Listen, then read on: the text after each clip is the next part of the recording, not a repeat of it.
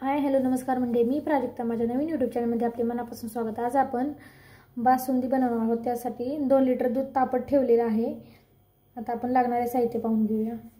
साहित्य 10 ते 12 बदाम, थोडंसं केसर, 10 ते 12 काजू, वेलदोडे 7 ते 8 वेलदोडे आणि 4 चमचे छोटे साखर.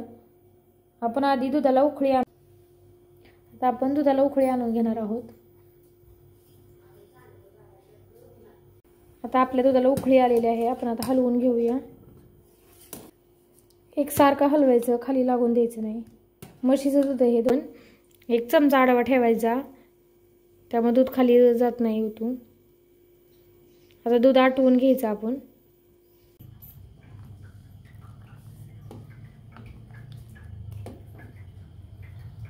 त्यामध्ये बासुंदीसाठी लागणारे वेलदोडे, सोलून घेतलेले वेलदोडे, 10 ते 12 बदाम, काजू, त्याची मोठी थोडंसं मोठं बारीक करून घ्यायचं. आता हे काजू, बदाम, वेलदोडे आपण मिक्सरमध्ये असे जाडसर वाटून घेतलेले आहेत.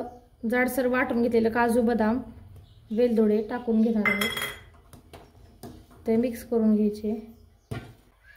केशर टाकून घेतलेलं दूध ते पण मिक्स करून, अर्धी वाटी साखर ते पण टाकून घ्यायचं.